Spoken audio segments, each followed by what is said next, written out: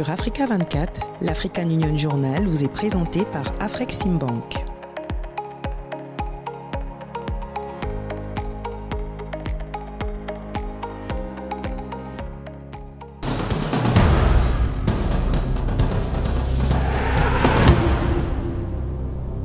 Bienvenue à tous et ravi de vous retrouver pour cette nouvelle édition de l'African Union Journal consacrée à la réduction des catastrophes et résilience climatique. L'Union africaine accorde une grande importance à la réduction des risques de catastrophes et à la résilience climatique, considérant ces enjeux comme cruciaux pour le développement durable du continent. À travers des reportages et analyses, tout de suite, nous intéressons au plan concret pour améliorer la situation climatique en Afrique.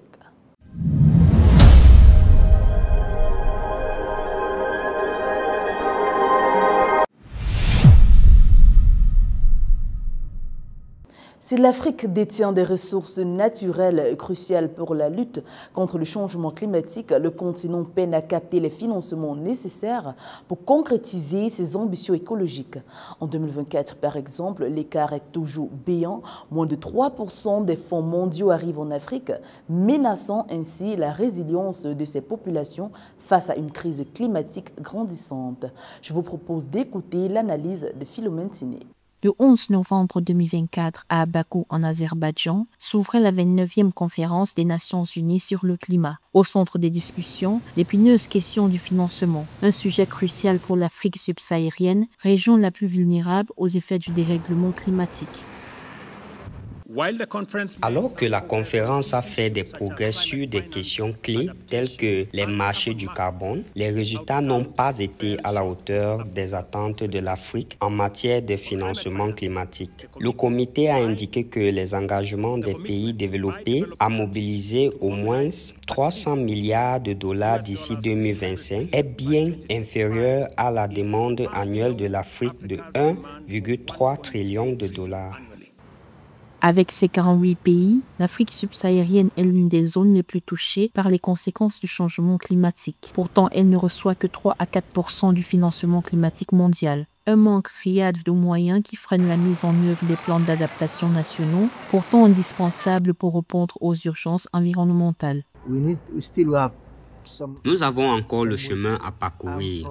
Je viens de l'Afrique de l'Est, la corne de l'Afrique qui souffre d'un environnement climatique difficile.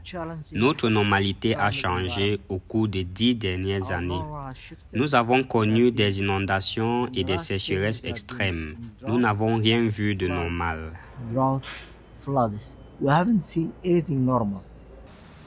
Le continent est déjà confronté à une crise climatique. En Afrique de l'Est, par exemple, la région a été touchée par une sécheresse de 18 mois causée par El Niño et des températures inhabituellement élevées. Selon la Climate Policy Initiative, il faudrait près de 2 800 milliards de dollars d'ici 2030 pour respecter les engagements climatiques africains. Or, seuls 300 milliards ont été mobilisés à ce jour. Face à ce déficit, les institutions africaines comme la Banque africaine de développement et l'Union africaine intensifient leurs efforts pour mobiliser davantage de ressources et soutenir les projets concrets sur le terrain. Je crois que pour nous en Afrique qui contribuons le moins au défi changement climatique, nous attendons des contributeurs les plus importants que les Nations Unies mondiales se montrent plus énergiques en termes de financement et en termes de respect de leurs promesses et obligations. En 2020, l'Afrique a perçu environ 300 milliards de dollars de financement climatique, tandis qu'en 2022, ce chiffre a atteint 52,1 milliards de dollars. Cette augmentation significative témoigne d'un intérêt croissant pour le financement climatique en Afrique, mais reste en deçà des 1 300 milliards de dollars annuellement souhaités par les autorités africaines dès 2025. Entre 2023 et 2024, l'Organisation météorologique mondiale estime que plus de 110 millions de personnes se sont retrouvées sinistrées du climat sur l'ensemble du continent africain. Des phénomènes climatiques extrêmes incessants aux épidémies, les catastrophes liées au climat se répercutent en cascade sur les populations avec des conséquences dévastatrices telles que la perte des vies humaines, la destruction des moyens de subsistance et des infrastructures de transport. Une situation pour laquelle les spécialistes s'accordent à dire qu'il est urgent de renforcer les cadres existants pour prévention des catastrophes. Plus de précisions avec Catherine Gombe. Les catastrophes naturelles liées au changement climatique font perdre aux pays africains environ 4% en moyenne de leur PIB chaque année, selon la BAD. D'ici 2040, les températures devraient s'élever à 35 degrés Celsius en moyenne pendant 61 jours par an. Un indice 4 fois plus élevé en Afrique que dans le reste du monde, révèlent les perspectives des experts. Entre 2023 et 2024, selon l'OCHA, 6 pays ont déclaré l'état d'urgence en raison de sécheresses sévères liées au phénomène météorologique El Niño, dont le Botswana, le Lesotho, la Namibie, le Malawi, la Zambie et le Zimbabwe sont en août 2024. En Afrique du Nord, ce sont des tremblements de terre comme au Maroc ou des cyclones comme le cyclone Daniel qui a dévasté la Libye. Les pays développés font des promesses année après année, mais les promesses et les engagements ne sont pas suivis d'engagements ou d'actions solides pour mener à bien les mesures convenues au niveau mondial qui contribuent à l'adaptation au changement climatique et à l'atténuation de ses effets. Les nations africaines ont signé en 2015 le cadre de Sendai pour la réduction des risques de catastrophes, un plan devant s'étendre jusqu'en 2030 et visant à renforcer la résilience aux catastrophes. Pour réaliser cette ambition, l'Union africaine a élaboré un programme d'action pour la mise en œuvre du cadre détaillant les mesures à prendre à l'échelle continentale, régionale et nationale qui se heurtent au manque de financement. Notre accès à ces fonds, même au Fonds pour le climat, est un véritable problème. C'est pourquoi le thème de cette édition, la première édition, est très bien choisi.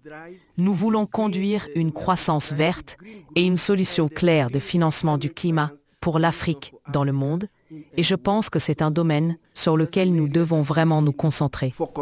Le renforcement de la gouvernance et de la prévention des risques de catastrophes revêt une nouvelle forme d'urgence dans un paysage de risques de plus en plus complexe et interconnecté caractérisé par les fluctuations climatiques incessantes.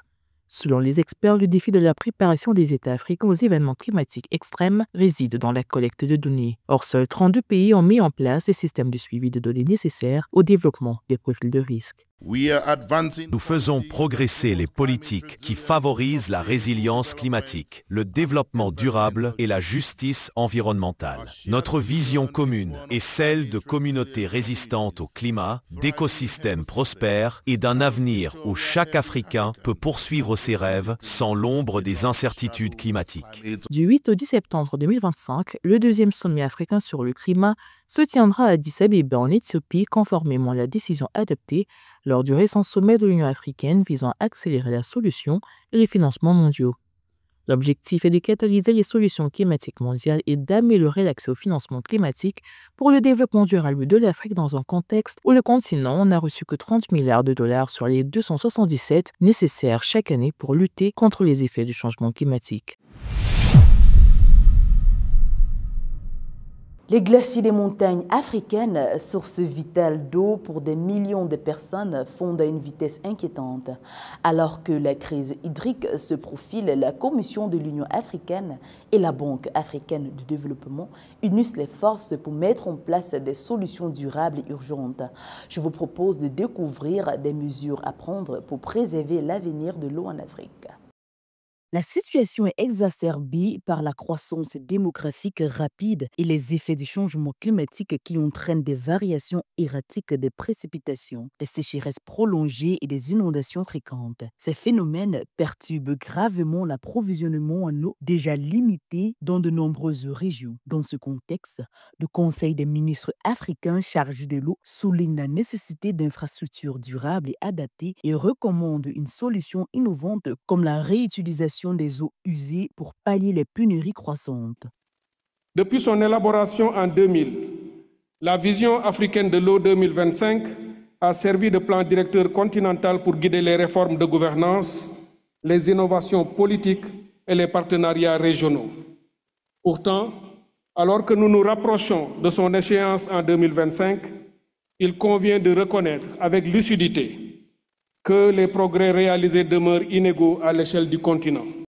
Dans cette lutte contre la pénurie d'eau et pour renforcer la résilience climatique, la Banque africaine de développement s'est engagée fermement dans sa stratégie décennale. Elle place la sécurité de l'eau au cœur de ses priorités en alignant avec la vision africaine de l'eau 2025 et l'agenda 2030 pour le développement durable. Consciente que la sécurité de l'eau est un levier essentiel pour le progrès dans tous les secteurs, la BAD investit environ 2,8 milliards de dollars par an pour soutenir les projets visant à renforcer cette résilience. La Banque africaine de développement a été et reste profondément engagée dans le développement de l'eau en Afrique. Nous sommes fiers d'être reconnus comme une institution financière de premier plan pour le secteur de l'eau sur le continent. Nous soutenons depuis longtemps les aspirations de l'Afrique dans le domaine de l'eau. La troisième conférence panafricaine sur l'eau, la PanAfCon 3, a permis d'ouvrir un débat essentiel sur l'avenir de la gestion de l'eau en Afrique. De vastes consultations ont été menées pour examiner le projet de vision et de politique pour l'après 2025. Ce processus, qui implique les dirigeants politiques africains, a pour objectif de recueillir les résultats techniques issus de la conférence et d'en faire un moteur de changement pour les années à venir.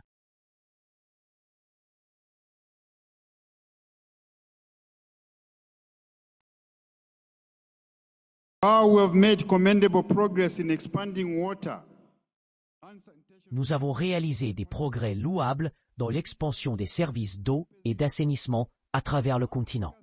L'Afrique est toujours confrontée à l'impact combiné de la croissance démographique rapide, de l'urbanisation, du changement climatique et de l'héritage du sous-investissement. Ces réalités ont laissé des millions de personnes sans accès à l'eau potable ou à des services d'assainissement adéquats. L'Afrique abrite des châteaux d'eau naturels vitaux, notamment des montagnes et des glaciers, qui jouent un rôle clé dans la sécurité de l'eau et la résilience climatique. Cependant, ces ressources sont gravement menacées. Les glaciers des monts Rwenzori, du mont Kenya, des monts Virunga et du mont Kilimanjaro rétrécissent à un rythme alarmant et devraient disparaître complètement d'ici 2050. Lors d'une conférence en Zambie, la Commission de l'Union africaine et le Conseil des ministres africains chargés de l'eau ont invité les États membres et les partenaires à examiner l'avant-projet de vision et de cadre politique pour l'après 2025 afin d'assurer la sécurité de l'eau et l'assainissement pour la paix et le développement en Afrique.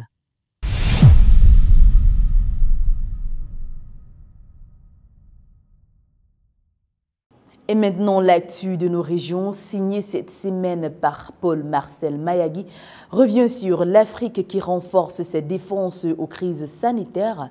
L'Union africaine trace sa feuille de route pour une transformation agricole durable d'ici 2035. Et la CAE unifie ses atouts touristiques sous une seule bannière au Kiribo Califère 2025. Abuja, Nigeria, 20 juin 2025.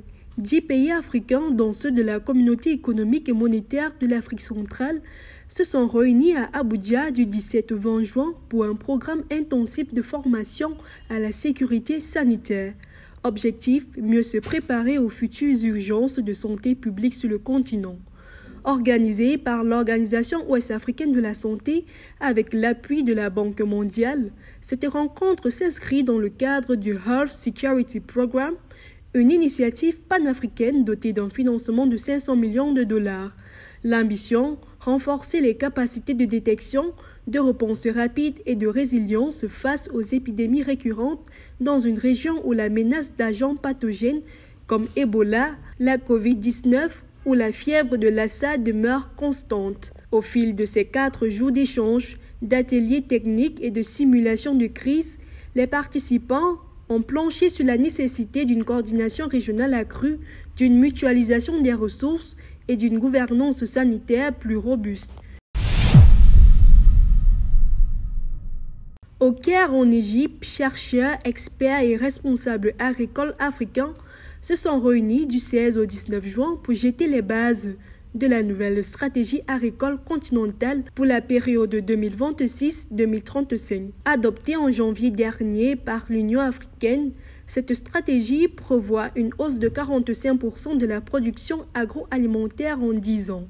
Ce plan ambitieux, ancré dans le programme détaillé pour le développement de l'agriculture africaine, a pour objectif majeur garantir la sécurité alimentaire et transformer durablement les systèmes agroalimentaires. Organisé par l'UA, Savgrad et ses partenaires, l'événement a mis l'accent sur le rôle clé de la recherche, de l'innovation et de l'éducation dans la transformation durable des systèmes agroalimentaires africains. Le ministre égyptien de l'Agriculture, Ala Farouk, a salué une initiative stratégique pour assurer la sécurité alimentaire en Afrique.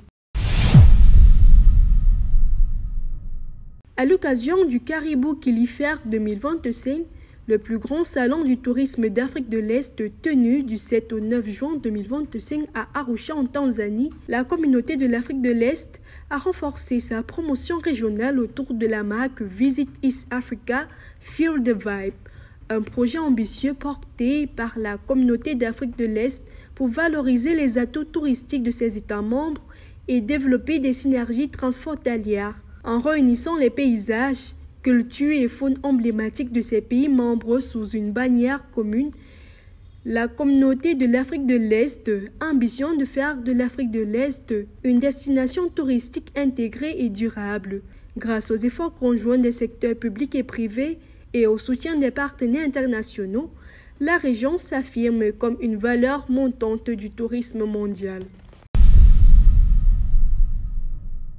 Alors que le Gabon se lance dans une ambitieuse transition économique, la Chine se positionne comme un partenaire clé dans la diversification de l'économie du pays. Entre investissements massifs, innovations technologiques et projets d'infrastructure, les deux nations redéfinissent leur collaboration. Les détails de ce partenariat avec Sarah Yemele. Depuis plus de 50 ans, le Gabon et la Chine entretiennent une coopération solide. Aujourd'hui, ce partenariat s'intensifie alors que le Gabon cherche à diversifier son économie traditionnellement dépendante du pétrole. En mai 2025, le Gabon a annoncé un projet ambitieux avec le China Africa Business Council pour tripler sa capacité de raffinage à 1,5 million de tonnes par an d'ici 2030. Cet investissement s'inscrit dans un large effort de diversification des secteurs stratégiques tels que l'agriculture, l'énergie et les infrastructures. Les liens d'amitié entre les deux peuples ont permis justement aux diplomaties conjointes de penser qu'il était temps de relever le niveau de cette coopération pour permettre justement à ce que cette coopération puisse profiter au maximum aux intérêts des deux peuples. La Chine est le principal partenaire commercial du Gabon, un rôle qu'elle a consolidé au fil des années. En 2023, les échanges entre les deux pays ont atteint 3,79 milliards de dollars. La Chine a également soutenu de grands projets d'infrastructure comme la route côtière Port-Gentil-Umbwe. En septembre 2024, un accord de 4,3 milliards de dollars a été signé lors du deuxième forum économique Gabon-Chine, ouvrant la voie à de nouveaux investissements dans les domaines de l'énergie et des minéraux. Et on a discuté la coopération entre la Chine et le Gabon, mais aussi entre le Gabon et la province du Jiangsu, surtout dans le domaine agricole. On va signer de mémorandum entre la province du Jiangsu et les départements concernés du Gabon. Nous sommes surtout très reconnaissants au chef de l'État pour son accueil et pour son audience. Parce qu'aujourd'hui, nous savons que c'est des jours fériés. Et c'est aussi son village. La manifeste l'amitié du président envers le peuple chinois. Le partenariat entre le Gabon et la Chine ne se limite pas aux infrastructures et aux ressources naturelles. Le Gabon est désormais le premier pays d'Afrique centrale à tester la technologie 5G, un développement qui pourrait transformer son paysage numérique. Cette avancée permettra au pays d'accélérer son intégration dans l'économie numérique mondiale, d'encourager l'innovation et de créer de nouvelles opportunités pour les entreprises locales. Permettre la réalisation d'un certain nombre d'infrastructures d'envergure qui peuvent permettre justement de booster notre économie. Nous avons cité par exemple la zone économique spéciale des 3 frontières. Alors que le Gabon poursuit sa stratégie de diversification économique afin de réduire sa dépendance au pétrole, ce partenariat avec la Chine, profondément ancré dans une coopération mutuellement bénéfique dans des domaines comme l'énergie renouvelable et la technologie, pourrait bien être un moteur de croissance et de prospérité, offrant de nouvelles opportunités d'innovation et de développement durable, non seulement pour le Gabon, mais aussi pour toute la région.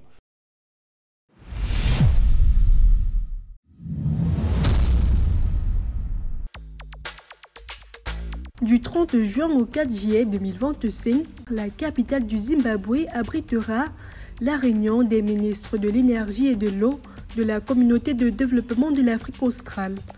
Au cœur des discussions, les enjeux régionaux liés à la gestion des ressources énergétiques et hydriques dans une perspective d'intégration et de développement durable. Cette rencontre annuelle s'inscrit dans le cadre des efforts de la SADC pour une croissance inclusive et résiliente dans la région. Du 16 au 19 septembre 2025, le siège de la Commission de l'Union africaine à Addis Abeba, Éthiopie, sera le théâtre du 5e congrès et exposition panafricain sur l'après-récolte. Cet événement majeur rassemblera décideurs, industriels, chercheurs et acteurs du secteur agricole autour des enjeux critiques de la gestion post-récolte et de la sécurité alimentaire. Organisé comme une vitrine des innovations du continent, le congrès offre aux entreprises et organisations l'opportunité de présenter leurs produits, technologies et services à un public stratégique venu d'Afrique et d'ailleurs. Le 23 et 24 octobre 2025, chefs d'État, investisseurs et institutions de développement se retrouveront en Angola pour débloquer des financements majeurs en faveur des routes, réseaux électriques, ports et infrastructures numériques du continent. À l'initiative de l'Union africaine et sous l'impulsion du président João Lourenço, l'événement ambitionne de répondre à un déficit estimé à plus de 100 milliards de dollars par an. Le sommet vise à débloquer les financements nécessaires pour bâtir un marché unique de l'électricité d'ici 2040 à travers des initiatives comme le PIDA et le CMP.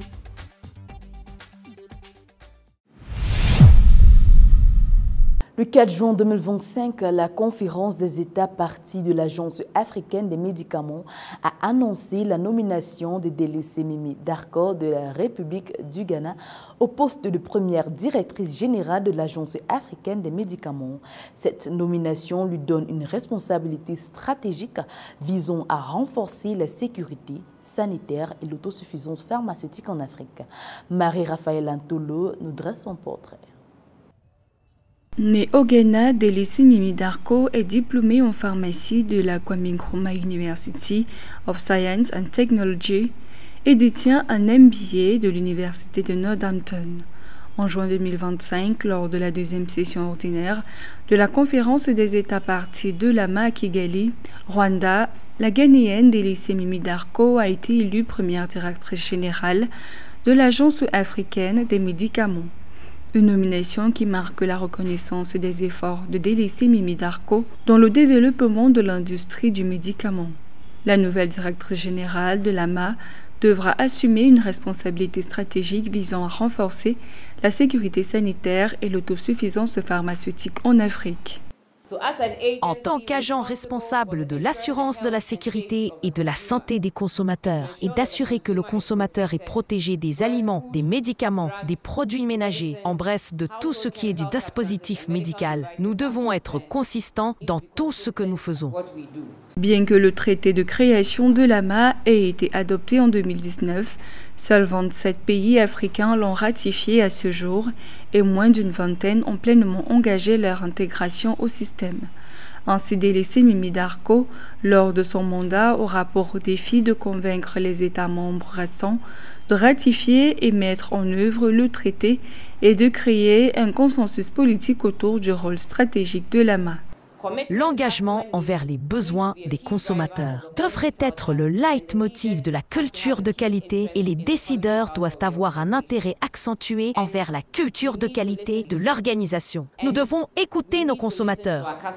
L'ancienne directrice générale de l'autorité ghanéenne des aliments et des médicaments a obtenu plusieurs distinctions pour ses actions, notamment le prix de la meilleure présidente et directrice générale du secteur public ghanéen lors de la 3e conférence et des prix du secteur public africain en 2022.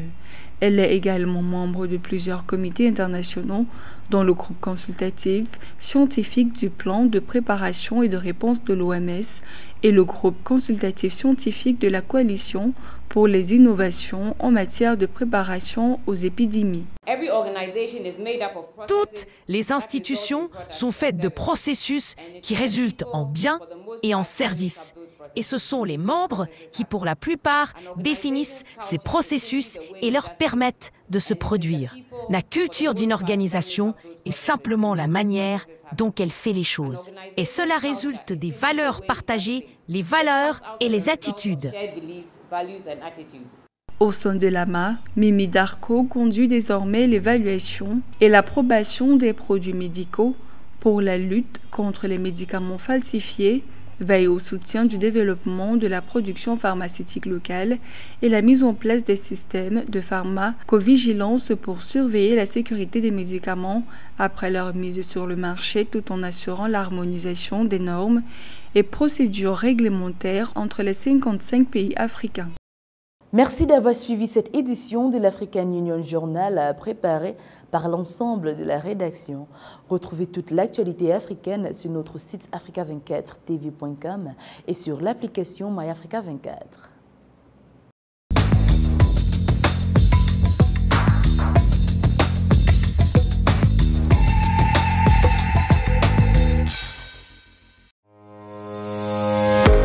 Sur Africa 24, l'African Union Journal vous est présenté par Afreximbank.